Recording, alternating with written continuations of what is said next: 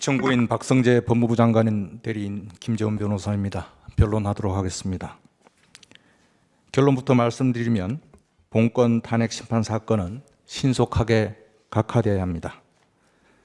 졸속으로 이루어진 국회의 탄핵 소추 의결 절차, 불특정 불명확한 탄핵 소추 사유, 더 이상 심리가 불필요한 명확한 사실관계, 추가 조사가 필요한 증거의 부존재, 그리고 법리적으로 인정될 수 없는 국회 측 논리 등 어느 모로 보나 본건 탄핵 심판 청구는 부적법함으로 각하되어야 합니다. 한마디로 본건은 국회의 탄핵 소추권 남용입니다. 탄핵 심판 사건에 있어 법률에는 기각 외에 달리 각하 주문이 없지만 헌법재판 관련 교과서에는 각하 결정도 가능하다고 기재되어 있는 것으로 알고 있습니다. 즉 탄핵 심판 청구가 그 적법 요건을 갖추지 못하여 본안 심리의 필요가 없을 경우에 각하 결정을 할 수 있다는 것입니다. 본건 탄핵 심판 청구는 부적법함이 명백하므로 신속하게 각하해 주시기 바랍니다.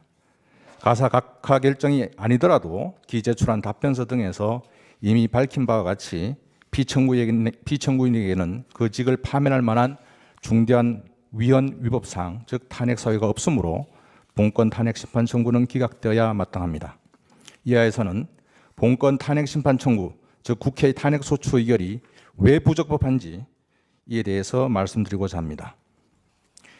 피청구인이 중대한 헌법 법률 위반 행위를 하였으므로 신속하게 파면되어야 한다며 2024년 10월 10일 민주당 주도로 탄핵 소추안이 발의되었고 국회는 불과 이틀 뒤인 12월 12일 속전속결로 본회의에서 탄핵 소추안을 의결하였습니다. 본건 탄핵 소추안은 대한민국 법무행정을 책임지고 있는 법무부 장관을 그 직에서 파면하기 위한 것으로 국가적으로 대단히 중요한 안건입니다. 그럼에도 불구하고 국회는 법사위 조사 보고는 물론 본회의에서의 질의와 토론마저 생략하고 표결하였습니다. 국회 의사결정의 정당성을 담보할 수 있는 최소한의 요건마저 갖추지 못하였던 것입니다. 더군다나 언론 기사 외에 아무런 증거 없이 졸속으로 탄핵 소추안을 의결하였습니다. 그 의결 당시는 물론 약 100일이 지난 현재까지도 탄핵을 위한 증거는 제출되고 있지 못합니다. 물론 애당초 그러한 증거는 존재하지 않습니다. 뒤에서 다시 말씀드리지만 본건 탄핵 소추 사유는 그 내용이 제대로 특정되어 있지도 않고 명확하지도 않으며 법리적으로도 탄핵의 사유를 구비할 수 없는 내용들입니다. 나아가 그 탄핵 사유를 뒷받칠 만한 증거도 없습니다. 그럼에도 불구하고 국회는 피청구인에게 소명의 기회는커녕 국회법에서 정한 최소한의 조사 절차마저 생략하고 발의한 지 단 이틀 만에 소추를 의결하였습니다. 마치 검사가 공소장이 접수되자 피의자 조사는커녕 그 어떠한 수사도 생략한 채 이틀 뒤에 바로 기소한 것과 같습니다. 그것도 아무런 증거도 구비하지 못한 채 말입니다. 만약 검사가 그렇게 했다면 공소권 남용으로 법원은 즉시 공소를 기각하였을 것입니다. 아시다시피 탄핵 심판 절차에는 형사소송 절차가 준용됩니다. 과연 국회 이러한 졸속 탄핵 소추에 대하여 필요한 법정 절차가 준수되었다라고 평가할 수 있을까요? 결코 그렇지 않을 것입니다. 국회가 제시한 탄핵 소추 사유는 모두 불명확하거나 사실무근의 의혹 제기에 불과합니다. 법무부 장관이 어떠한 헌법 법률 위반 행위를 하였다는 것인지 탄핵 소추 의결서에 제대로 특정조차 되어 있지 않습니다. 대통령의 비상계엄 선포가 곧 내란이고 대통령의 비상계엄 선포를 막지 못한 침묵이 내란의 공모 동조라는 것은 있을 수 없는 궤변입니다. 비상계엄이 해제된 이후 그날 저녁 안가에서 행안부 장관 등과 식사한 것이 2차 비상계엄 선포를 위한 모임이며 내란 행위입니까? 민감한 개인정보에서 국회에 자료를 제출하는 대신 열람케 하였다는 것이나 야당 대표를 쳐다보았다는 것이 탄핵 사유가 될 수 있습니까? 그리고 본회의장에서 제2요구 법안에 대한 정부 측 입장을 설명한 후 표결이 시작되자 자리를 떠난 피청구인의 행위가 헌법과 법률을 위반한 것입니까? 참고로 피청구인은 국회로부터 출석 요구를 받은 바 없으며 이러한 피청구인에게 죄석 의무를 부여하고 있는 헌법이나 법률 규정도 없습니다. 이렇듯 피청구인의 어떠한 행위가 법무부 장관직에서 파면할 수 있는 위헌 위법에 해당하는지 도무지 이해할 수가 없습니다. 결국 국회의 본권 탄핵 소추는 피청구인의 헌법 내지 법률 위반 행위에 대한 최소한의 소명조차 구별하지 못한 것으로 그렇게 보아야 마땅합니다. 한편 형사소송 절차가 준용되는 탄핵 심판 절차에서 소명의 정도로 탄핵 소추의 적법성을 평가하는 것은 의문입니다. 검사는 범죄 혐의의 소명이 아니라 입증, 즉 증거에 의하여 혐의 입증이 가능하다고 판단될 때 비로소 공소를 제기할 수 있습니다. 따라서 탄핵 심판 절차 역시 탄핵 사유로 제시된 내용이 헌법과 법률 위반 행위를 구성하고 탄핵 사유가 증거로 뒷받침될 수 있다고 판단되는 경우에 비로소 탄핵 심판 소추, 즉 탄핵 소추 의결의 정당성이 인정된다고 할 것입니다. 그러나 국회 본권 탄핵 소추는 그러한 절차적 정당성을 구비하지 못하고 있습니다. 관련하여 말씀드릴 부분이 있습니다. 국회는 피청구인이 야당 대표를 노려보았다는 행위, 소추의결서 제15쪽 하단에 나옵니다. 이러한 행위를 피청구인의 본회의장 중도 퇴장 행위와 함께 탄핵 사유로 기재했는데 지난 준비기일에서 국회 측 대리인은 이를 탄핵 사유에서 철회하는 의사를 표시하였습니다. 그러나 피청구인으로서는 그러한 의견을 받아들일 수 없습니다. 해당 부분은 결코 철회될 수도 없고 철회되어서도 아니 됩니다. 무엇보다 그나마 몇 개 되지 않는 피청구인의 구체적인 행위 중 하나로 특정되어 국회 본회의 의결까지 한 탄핵 소추 사유인데 탄핵 소추 이후에 이를 일방적으로 철회하는 것이 절차적으로 허용되는지 의문입니다. 국회의원들이 그 내용이 들어있는 탄핵 소추안에 찬성표를 던져 의결되었습니다. 그렇다면 그 부분을 철회하려면 다시 국회 의결 절차를 거쳐야 하는 것 아닌가요? 그것이 합당한 절차라고 생각합니다. 당시 준비기에는 국회 측 소추위원인 정청래 법사위원장이 출석하지도 않았는데 국회 측 의사도 확인하지 않고 대리인 단독으로 임의로 처리하는 것이 가능한지도 의문입니다.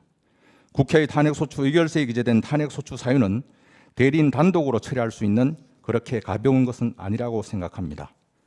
마지막으로 국회가 탄핵소추 의결서에 탄핵 사유로 기재하였다면 마땅히 그에 대한 헌법재판소의 법률적 평가와 판단이 이루어져야 할 것입니다. 향후에 이러한 말도 안 되는 내용이 탄핵 사유가 되어 국회 본회의를 통과하는 것을 미연에 방지하기 위해서라도 그리고 탄핵 소추 제도의 무게감을 역사적으로 분명히 하기 위해서라도 그러한 평가와 판단은 절실하다고 할 것입니다. 본건은 사실관계 규명을 위한 심리도 필요하지 않았던 사안입니다. 탄핵 소추 의결서에 적시된 내용 자체가 결코 피청구인을 파면할 수 있는 탄핵 사유가 될 수 없기도 하지만 관련 사실관계 역시 모두 드러나 있고 더 이상 아무런 의문도 없습니다. 다툼이 되는 사실관계는 없습니다. 피청구인이 대통령의 12상 비상계엄 선포를 만료하였다는 사실은 한덕수 국무총리 등 당시 한자리에 있었던 국무위원들의 국회 답변, 증언 등으로 대한민국 국민 모두가 알고 있는 움직일 수 없는 진실입니다. 피청구인에 대한 동부구치소 구금시설 마련 지시 의혹은 이미 오보로 밝혀져 정정보도까지 이루어졌습니다. 본건 탄핵 소추 사건은 법률적 판단만 남아 있습니다. 이러한 연지에서 추가 조사가 필요한 증거 역시 존재하지 않습니다. 증거로 등장하는 국회 법사위 회록 등은 이미 공개된 문서로 피청구인 측 역시 증거로 함에 모두 동의하며 오히려 피청구인의 이익으로 원용합니다. 소위 카드라식 의혹 제기에 불과한 언론 보도 기사는 그러한 보도가 있었다는 사실 외에 더 이상의 증거 가치는 없습니다. 청구인 측이 증거로 제출한 언론 보도 중 일부는 앞서 말씀드렸듯이 언론사 스스로 오보임을 인정하고 정정 보도까지 하였는데 그 오보 내용이 어떻게 증거가 될 수 있다는 말입니까? 있을 수 없는 일입니다. 국회 주장은 법리적으로도 맞지 않습니다. 먼저 피청구인, 즉 법무부는 관련 법률과 법원 판례에 따라 국회의 적법한 자료 제출 요구에는 충실하게 응하였다는 점을 말씀드립니다. 청구인 측은, 국회 측은 도대체 국회의 어떠한 자료 제출 요구에 피청구인이 불응하여 위법하다는 것인지, 그리고 그 자료 제출은 국회위원회 의결 또는 제적의원 3분의 1 이상이 요구하였고 그 요구서가 7일 전에 송달되어 적법한 자료 제출 요구에 해당한다라는 점에 대해서 소추 의결서에 기재조차 되어 있지 않습니다. 이는 소추 사유의 불특정으로 소추 이후에 보완될 수 없는 치명적 하자이기도 합니다. 한편 국회로부터 자료 제출 요구받은 정부가 개인정보 보호 등을 이유로 그 자료 제출을 거부할 수 없는지, 그리고 정부의 그러한 거부 행위에는 어떠한 제재가 따르는지에 대하여 현행법상 명문의 규정이 없습니다. 국회로부터 자료 제출을 요구받은 경우에 개인정보 보호 등을 이유로 거부할 수 없고, 거부하는 중앙행정기관의 장을 처벌하는 국회에서의 증언 감정 등에 관한 법률 일부 개정 법률안을 국회는 2024년 12월 28일 본회의에서 의결하여 12월 6일 정부로 이송하였으나, 정부는 12월 19일 위헌성 등의 이유로 제의를 요구하였고, 올해 2025년 1월 8일 국회 재의결에서 부결된 바 있습니다. 국회의 이러한 법률 개정 시도를 보면 국회 역시 개인정보 보호 등을 이유로 피청구인이 자료 제출 거부한 경우 현행법상으로 제재할 수 없음을 스스로 알고 있었다 할 것입니다. 그럼에도 불구하고 국회는 피청구인이 정당한 사유 없이 자료 제출을 거부하였고, 그것이 탄핵 사유라고 주장하고 있습니다.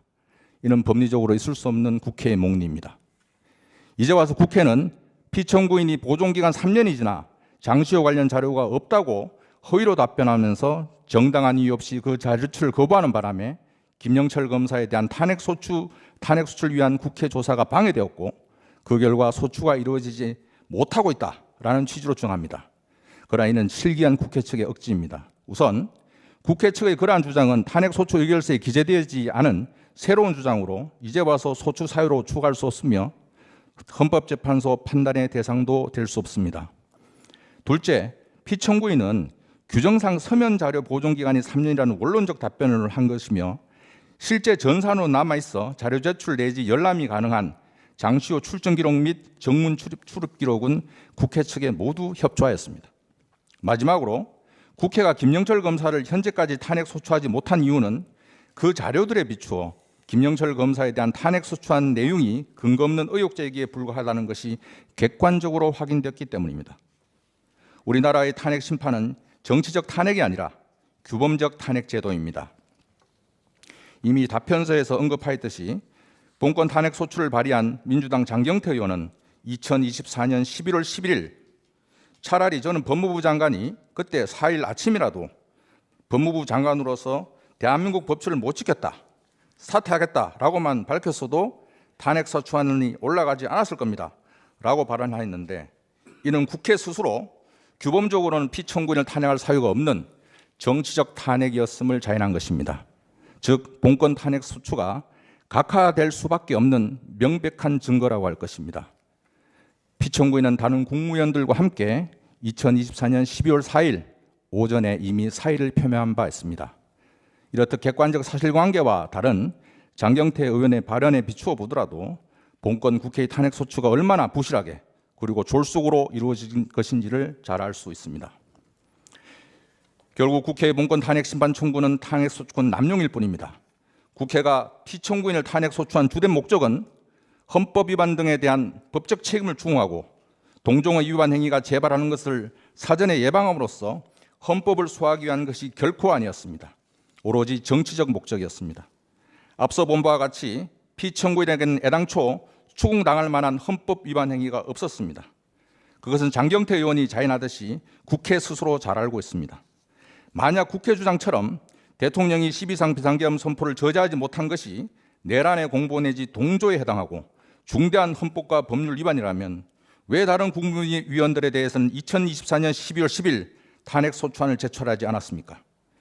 개인정보 보호 등을 이유로 국회의 자료 제출 요청을 거부한 유일한 행정부처가 법무부였습니까? 그래서 법무부 장관을 형사 고발해도 했습니까? 모순된 그리고 불공정한 국회의 행태입니다. 민주당이 중심이 된 야당의 입장에서는 자신들에게 고분고분하지 않고 눈에 가시였던 법무부 장관이 그냥 미웠고 어떻게든 그 직무에서 배제시키고 싶었던 것입니다. 이것이 본건 탄핵 소추의 주된 목적이었습니다. 이렇듯 피청구인에 대한 본건 탄핵 소추는 장경태 의원의 발언이 암시하고 있듯이 오로지 정치적 목적의 탄핵이었습니다. 결국 본건 국회 탄핵 소추의 경우 국회 의결 과정에서 필요한 법정 절차를 준수하지 않았고 피청구인의 헌법 내지 법률 위반 행위에 관하여 입증은커녕 최소한의 소명도 없었으며 오로지 정치적 목적이었으므로 헌법재판소의 기존 판시 법리에 비추어 보더라도 탄핵 소추권 남용에 해당합니다. 따라서 헌법재판소는 신속한 각하 결정으로 국회의 잘못을 바로잡아야 합니다. 더 이상 국회 측의 나쁜 의도를 방임하여서는 안 될 것입니다.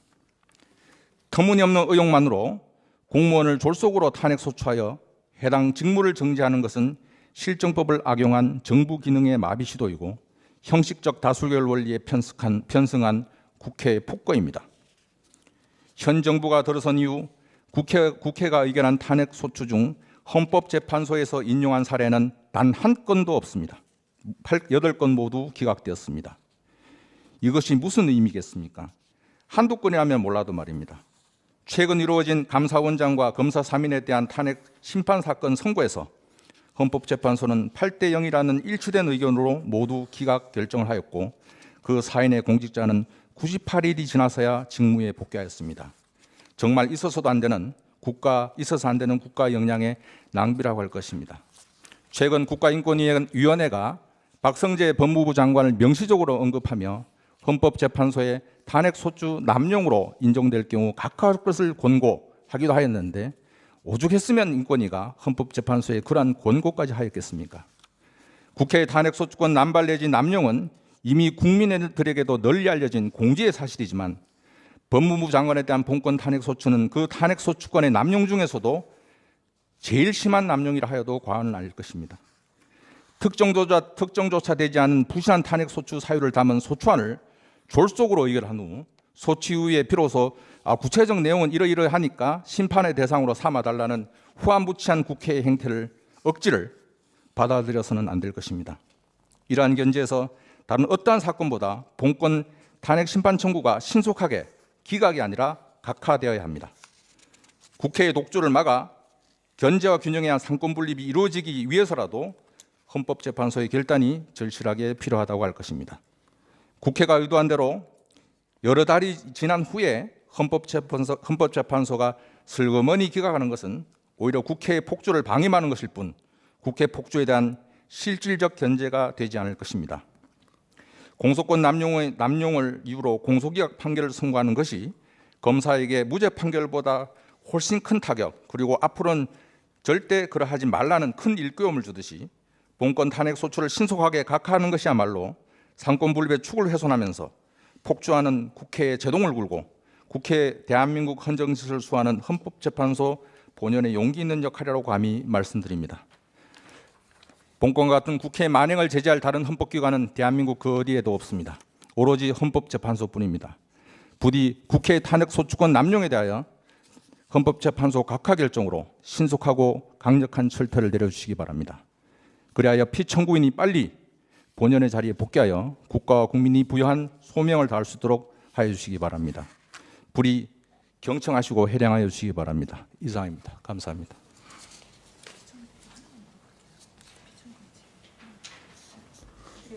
피청구인 측에 하나만 성명을 하겠습니다. 3월 11일자 답변서에 첨부된 개인별 출정 이력에 보면 출정 시간은 표시가 돼 있는데 기소 시간은 표시가 안 돼 있어요. 왜 그런지 한번 확인 좀 해 보시고요. 그래서 답변 드리고 예. 아니 서면으로 나중에 제출해 주십시오. 예. 예, 최종 의견 진술을 듣겠습니다. 소추위원 측 10분 범위 내에서 최종 의견 진술해 주십시오.